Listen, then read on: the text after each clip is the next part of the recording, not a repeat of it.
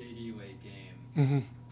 How far has he come in that area to be able to do what he did tonight? Yeah, unreal. Just his shot making, his control of the offense, and his ability to sort of get us organized whenever we need to get organized and make the right play every time. And it doesn't always mean his shots too. Sometimes he's making the right play for others and really just leading us down the stretch. How's Bailey doing? He was able to get back out there. He's been really good for us. It's sort of as the season has gone and the roster has gone, it's sort of transformed into a little bit of a hybrid backup point guard role, and has had the ball in his hands quite a bit and has been pretty good in that scenario. What happened with him on that injury? Was it like an ankle or was it like... I think he took a knee. Okay. He took a knee. Yeah, we didn't know if we were going to have him, but he hopped on the bike, and he's a baller and a warrior, so he's going to take everything to keep him out. That backup point guard thing, was that something you like saw when you first got here and you're like, we wanted to sort of transition, or was that just sort of like the roster need? It was really a roster need. I mean, we knew he had that skill set and would always be able to sort of help out as a playmaker. And then just sort of how the roster goes in the G League, it's always changing, and so he was able to sort of slide into that role, and we've just kind of kept him in that. JD's obviously been around the last few years, as have you, but actually coaching him, is there anything that's surprised you about what he's able to do both on and off the floor that maybe you didn't realize? Yeah, I don't think anything has really surprised me. I would say the thing that might surprise other people is just how smart he is, because he's such a quiet person, and off the court.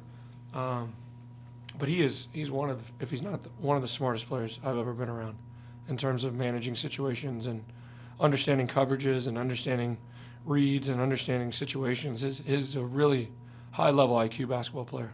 How much have you been able to talk to him about his aspirations this year? I know he's been super patient. Mm-hmm. You've said you feel like he's close to breaking through. Mm-hmm. What do you feel like is the next step for him to be able to make that leap here? I think it's just patience and more development, and just giving himself to the process every day to continue to get better and be in the situations like he was in tonight. He's not going to get those opportunities all the time at the NBA level, and so here he's able to sort of do it, and he just takes it in stride and tries to get better every day.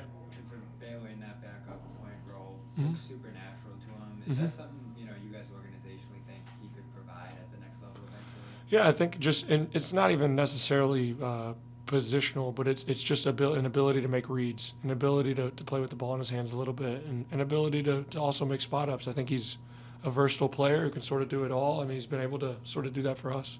At the end of the game, they went on a little bit of a run, sort of flipped the script on you guys. Mm-hmm. What are you telling them after they go on? I think it was a 9-0 run, Mm-hmm. take the lead. What are you telling them in those moments? How do you like the way they responded? Yeah. Obviously ended up in a win. Mm-hmm. Yeah, I mean, some of that's luck, but the other part is we've been pretty unlucky, and on the other side of this, as we've gone, my biggest message those last 3 minutes is we just can't lose our pace, right? It's already hard enough to score at the end of games, and if you're not giving yourself opportunities early in the clock, it gets really, really daunting to score, and so that's something that we'll continue to work on, and then just trusting themselves and trusting their shot and continue to do the things that we're asking them to. I mean, we talked a lot about free throw offensive rebounding over the last couple of days, and I think you saw today we got 3 or 4 of them and a couple of those late, and so it's, that's just one example of having a process and then sticking to that process throughout the course of a game, whether there's 2 minutes left or you're in Elam ending or there's 3 minutes left in the first quarter. Like, we're always trying to sort of live in that process, and I thought the guys did a really good job of it. I think DJ Rodman came up with one.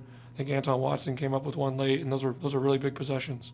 What have you seen from Anton so far since he's been here? Obviously, made some big shots tonight, Mhm. nice passing, stuff like that. How have you seen him grow since the start of the game? Yeah, I think his ability to just understand what we're trying to accomplish defensively and sort of be a versatile defender, whether we're keeping him in touch or asking him to switch.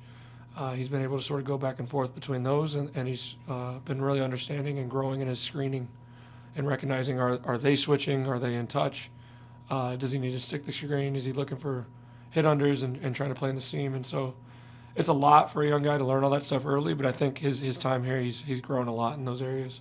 What has this experience been like for you at this point, a couple months into the season?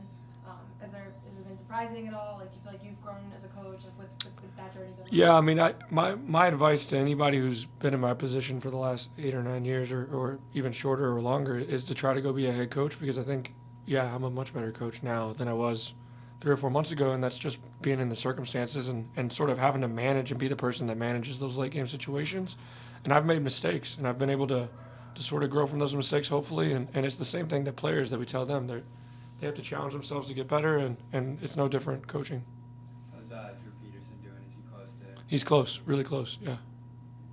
Can you just speak to JD and Baylor's impact as rebounders tonight? They tied for Yeah, top sure. 8 rebounds. Yeah. No, they're and especially for the moments where we're playing a little bit smaller, and that's a big physical team over there. They got a couple guys that are NBA size, and so their ability to sort of clean up the glass as our 5s and our 4s are sort of battling is massive.